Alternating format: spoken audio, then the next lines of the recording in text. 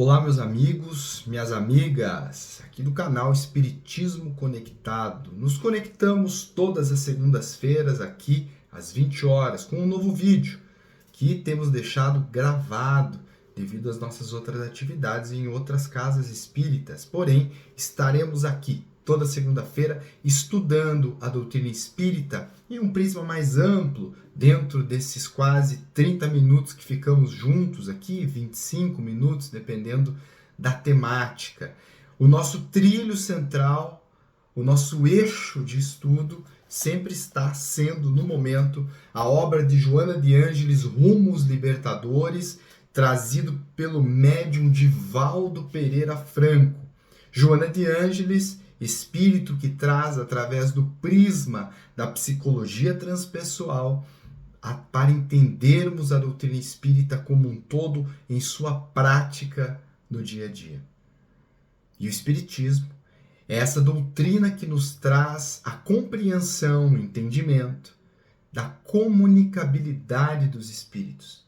E o tema de hoje, o capítulo 43, Médiuns Conscientes, vai nos fazer menção ao capítulo 15, 16, 17, 18 de O Evangelho segundo o Espiritismo, item 12. Mas antes da gente começar o nosso estudo, você clica ali no joinha que tem ali embaixo do vídeo e se inscreva no canal para que você receba toda semana o chamado ali de um novo vídeo. Tem alguma dúvida, alguma sugestão?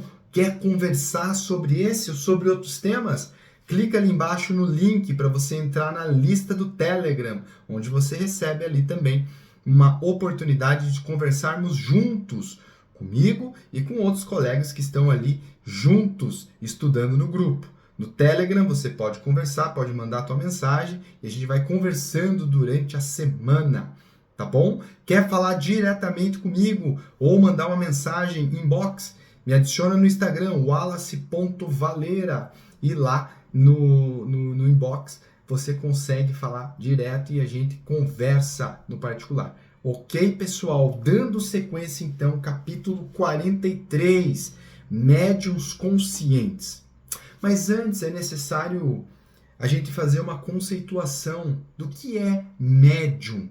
A doutrina espírita nos ensina, então, que médium é todo aquele que tem a capacidade de, em algum grau, maior ou menor, de perceber a presença ou se comunicar com os espíritos. Espíritos, para nós espíritas, aqueles que já desencarnaram, aqueles que já morreram, na linguagem comum aí do dia a dia. Então Kardec vai trazer no livro dos médiuns que todos nós somos médiuns. Todos nós, em maior ou menor grau, temos a capacidade de percepção dos espíritos. Alguns terão esta percepção mais avançada, que é como Allan Kardec vai conceituar e nomenclaturar como os médiuns ostensivos. São aquelas pessoas médiuns, sim, que têm a capacidade de enxergar os espíritos desencarnados, ou às vezes ouvi-los, ou ter a percepção do pensamento dos espíritos se comunicando dentro dos seus próprios pensamentos. Vamos encontrar ainda outras inúmeras modalidades de mediunidade, conforme está lá no livro dos médiuns. Procura lá depois e dá uma estudada nesse capítulo, os tipos de mediunidade. E lá nós vamos encontrar que os mais comuns de ser também os médiuns psicógrafos. Aqueles que psicografam, escrevem aquilo que passa da transmissão de sua mediunidade dos espíritos para o plano material. Médiuns psicógrafos poderão ser mecânicos, onde o espírito desencarnado se apodera, acho que não é o termo correto, mas ele vai se imantar, se magnetizar do psiquismo mecânico direto. É como se ele pegasse a mão do médium e já escrevesse. Teremos também o médium psicógrafo intuitivo, onde o espírito planta a ideia dentro da mente do médium e ele, muito já treinado e sabendo discernir o que é o seu pensamento e o pensamento do espírito, escreve o que diz respeito às ideias que são plantadas em sua mente, mas sabe o médium que não são as ideias dele, mas sim a de um espírito. E teremos o médium psicógrafo das duas partes, o que é semi-mecânico, que ele pega a mão do médium para escrever, mas ele também planta as ideias na mente dele. Teremos outras inúmeras capacidades mediúnicas. Mas não é este o nosso ponto hoje, central.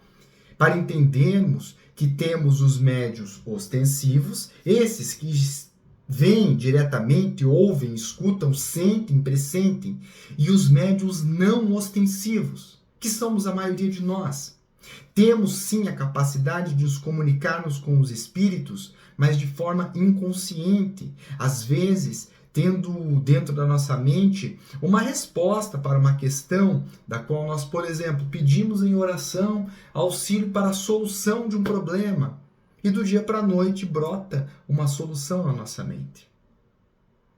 Allan Kardec, em O Livro dos Espíritos, lá no capítulo que ele fala na comunicabilidade dos espíritos, vai nos perguntar se os espíritos têm a capacidade de influenciar as nossas vidas. No capítulo específico ainda, aliás, da influência dos espíritos nas nossas vidas. Sim, se não me falha a memória, 460, 459 de O Livro dos Espíritos, Kardec vai perguntar, os espíritos eles podem influenciar em nossa vida? E a resposta mais ou menos parafraseada vai nos dizer assim, sim, os espíritos desencarnados podem sim influenciar na nossa vida, em verdade influenciam muito, às vezes vos agovernam, numa figura de linguagem, porque ninguém pode ser totalmente governado por um espírito desencarnado, pois somos sim influenciáveis e influenciados. Mas quem determina o último apito, o livre-arbítrio,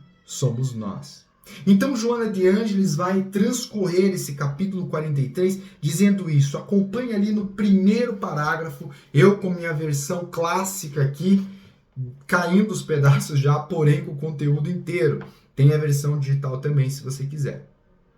Se te habituas, primeiro parágrafo, acompanha comigo lá. Se te habituas a um grande silêncio interior, um momento de meditação, um momento de interiorização, de introspecção, após o exercício de um comportamento moral nobilitante, ouvirás, registrarás sutis impressões psíquicas que vibram nos refolhos da mente, articulando ideias, ao mesmo tempo criando clichês, nos quais te esculpem imagens e se corporificam pensamentos e se imprimirem nos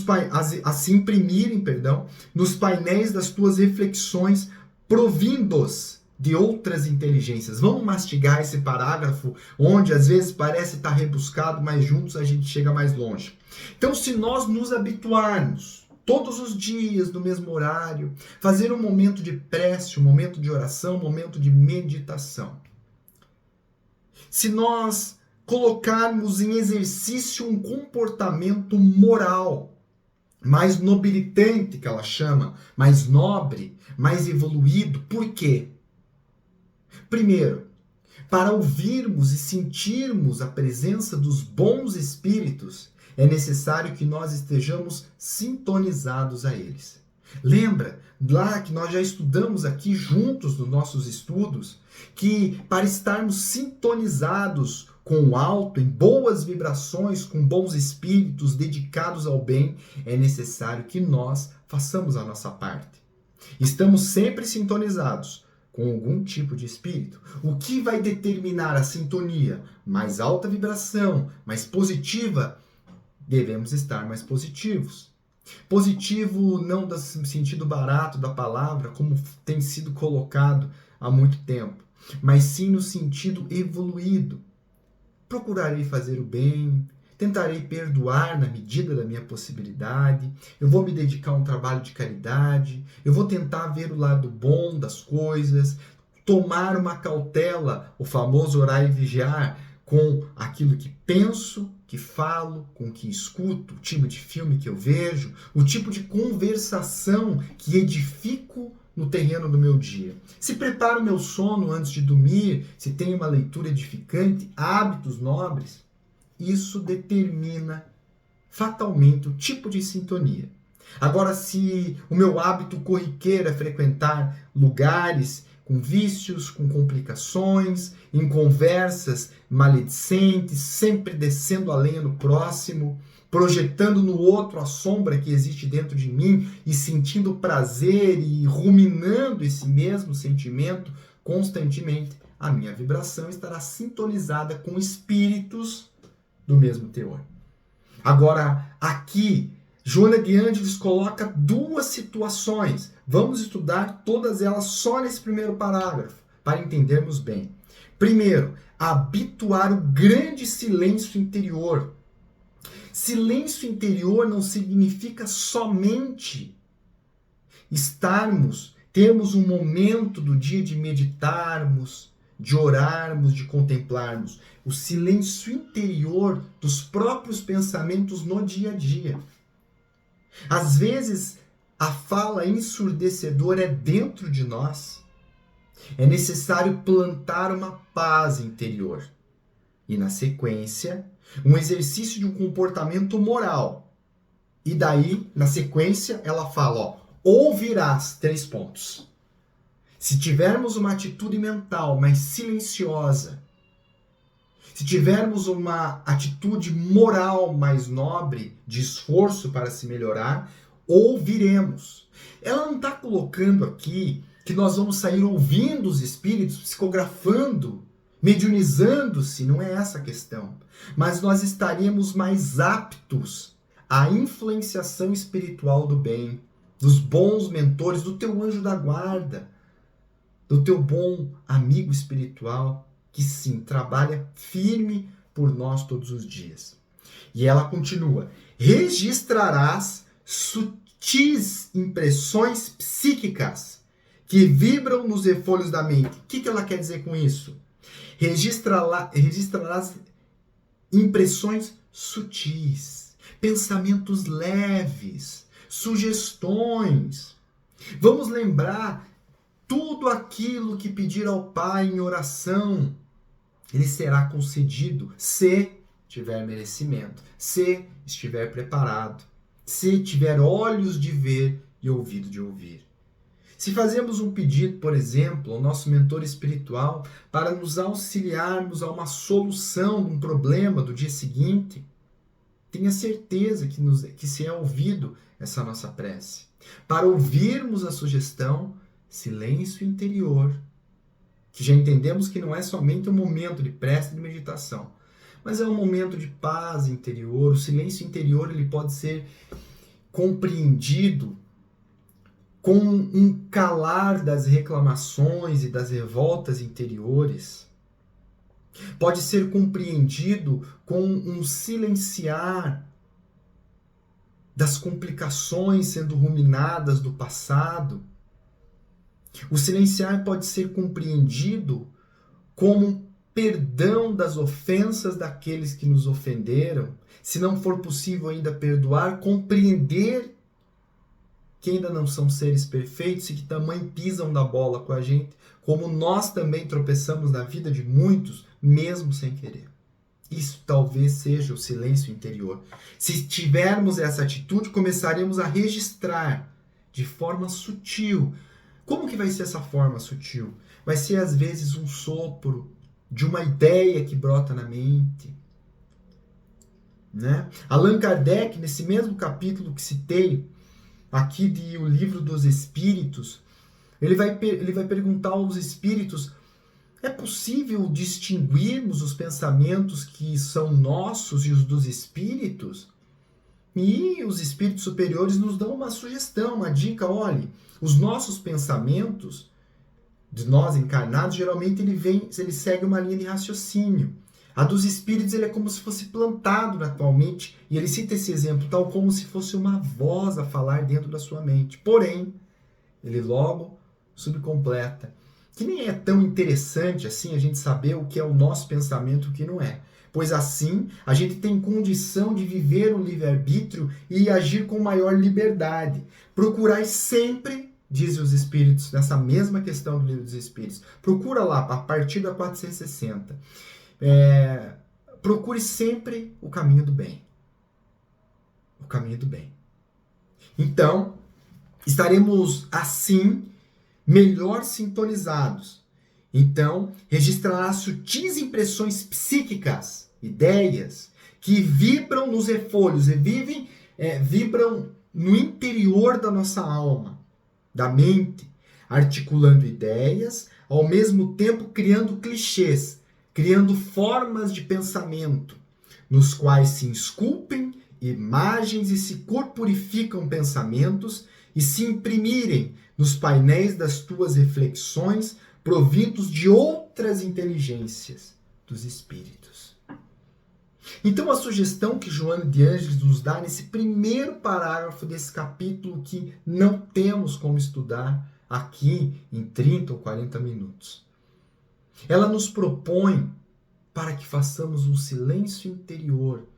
E você pode estar se perguntando agora, como já ouvi inúmeras vezes, em algumas casas espíritas por onde passamos, em alguns estudos, de pessoas que me perguntaram: Wallace, se eu me concentrar, eu poderei ouvir ou sentir o meu amor que já desencarnou?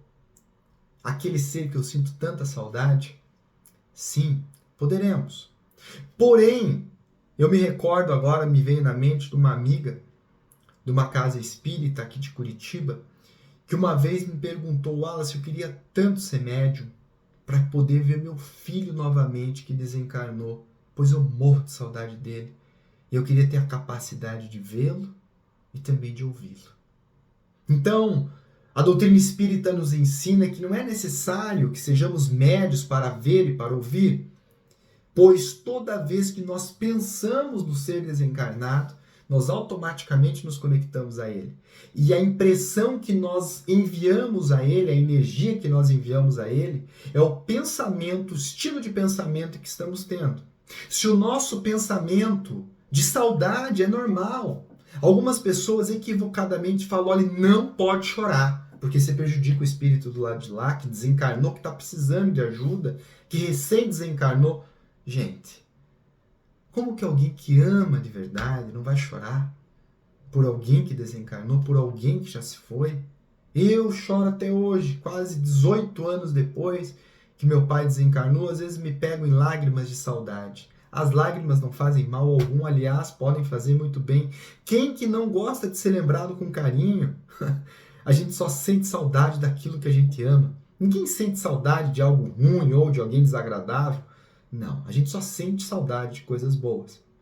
O que nós temos que entender é que quando essas lágrimas são embaladas em pensamentos de carinho, em pensamentos de saudade, sim, mas são trazidas por lembranças de dias bons, de momentos bons, fazem muito bem a nós, mas faz muito bem àquele que está do lado de lá, que fatalmente vai sentir a mesma energia e a emoção que estamos sentindo. Agora, quando essas lágrimas são envoltas em revolta, em incompreensão, em saudade dolorida, em remorsos, aí a história é diferente. Fatalmente estaremos transmitindo esse sentimento àqueles que foram e principalmente plantando esta vibração mais densa, mais complexa dentro de nós. Se nos encontramos nesse estado, é necessário uma autorreflexão. É necessário, às vezes, a psicoterapia com o psicólogo para maturarmos esse sentimento que ainda adormece em nós e precisa ser trabalhado. Lembrando que a doutrina espírita nos orienta para que sempre sigamos o caminho da medicina e da ciência junto com a doutrina espírita. Segundo parágrafo do livro, vamos lá. Mentes em vigorosas emissões, conscientes ou não, dargeiam em todas as direções. Olha só que interessante. Se você acredita ou não nos espíritos, você é influenciado por eles da mesma forma. Aliás, Aqueles que não acreditam são mais facilmente influenciáveis, né? Pois nem percebem o mecanismo disso tudo. Próximo parágrafo. Inapelavelmente, não tem como apelar, tá? Por um processo de sintonia na mesma faixa de frequência de interesses, produzem intercâmbio salutar ou danoso. Ou seja, querendo ou não, nós somos influenciados de forma positiva ou negativa, causando danos, em processo de transmissão e recepção. O nosso cérebro é um mecanismo de alta complexidade, pouco conhecido ainda em sua capacidade total pelo ser humano. Diz-nos os espíritos superiores. Uma máquina capaz de receber e de emitir informações constantemente. Se te elevas pelo pensamento, alcanças vibrações nobres. Se te perturbas e vulgariza, registra as mais grosseiras. Na problemática da mediunidade, a questão de relevância não se prende à lucidez pela consciência ou ao sono pela inconsciência para o fenômeno ser autêntico. Antes, a sintonia se resulta dos processos de vinculação mental do sensitivo com as ideias e interesses que melhor lhe aprouverem.